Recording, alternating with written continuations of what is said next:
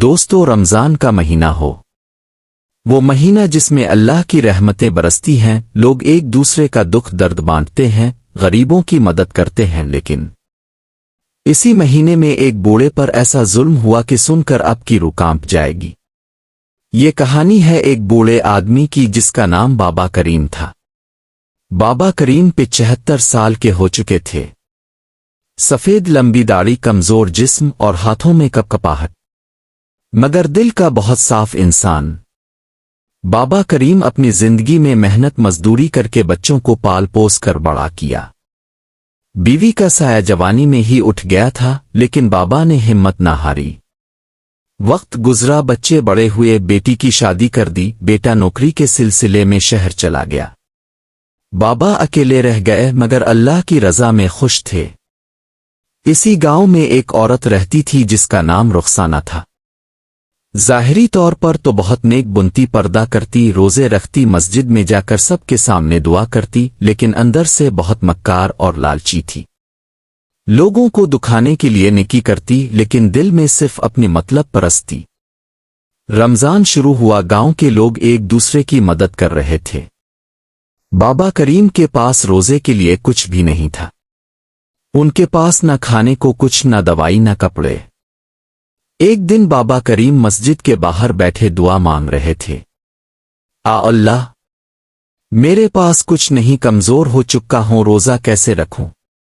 رخسانہ نے بابا کو دیکھا اور دل میں شیطانی خیال آیا، اگر میں بابا کو اپنے گھر لے جاؤں تو لوگ کہیں گے کتنی نیک ہے، اور ہو سکتا ہے مجھے بھی زکوٰۃ و خیرات ملے۔ رخسانہ بابا کے پاس گئی اور بڑے پیار سے بولی، بابا، آپ میرے گھر آ جائیں، آپ کی دیکھ بھال کروں گی، رمضان میں آپ کی خدمت کرنا چاہتی ہوں۔ بابا خوش ہو گئے کہ چلو، اللہ نے کوئی وسیلہ بنا دیا۔ دوستو، بابا جب رخسانہ کے گھر آئے تو کچھ دن سب ٹھیک رہا، لیکن پھر رخسانہ نے بابا سے خدمت کروانا شروع کر دی۔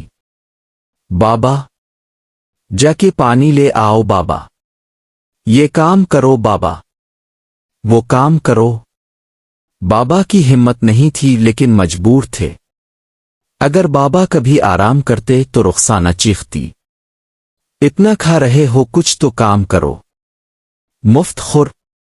حالانکہ بابا کو صرف ایک روٹی بھی مشکل سے دیتی۔ رخسانہ گاؤں میں جا کر روتی، ارے بابا کریم کا کوئی پرسان حال نہیں، میں ہی سنبھال رہی ہوں۔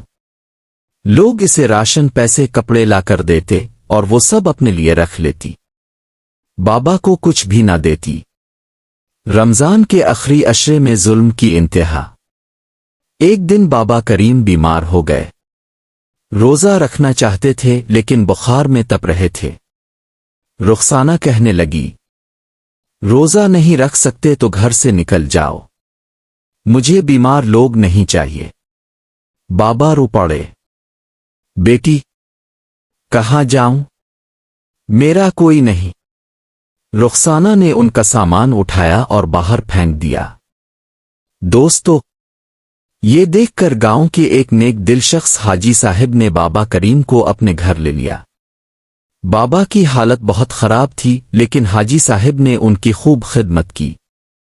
بابا رمضان کے آخری دنوں میں دنیا سے رخصت ہو گئے، لیکن جاتے جاتے حاجی صاحب کو کہہ گئے، بیٹا، جو دکھ مجھے ملا وہ کسی اور بوڑھے کو نہ دینا۔ تو دوستو، رمضان صرف ظاہری عبادت کا نام نہیں، اصل عبادت کسی کا دل نہ توڑنا ہے۔ کبھی کسی کی مجبوری کا مذاق نہ اڑاؤ، اور نہ ہی کسی غریب کا سہارا بن کر اس پر ظلم کرو۔ رخسانہ نے دنیا کے لیے نیکی کا ڈرامہ کیا، لیکن اللہ کی نظر سب دیکھ رہی تھی۔ بابا کریم تو چلے گئے، مگر رخسانہ کی حقیقت لوگوں پر کھل گئی۔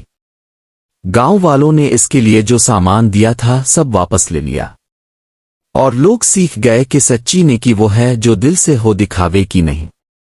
اور اگر آپ کو یہ ویڈیو پسند آئی ہو تو لائک، کمنٹ اور سبسکرائب ضرور کریں، تاکہ ہم مزید ایسی حقیقت پر مبنی کہانیاں آپ تک پہنچاتے رہیں۔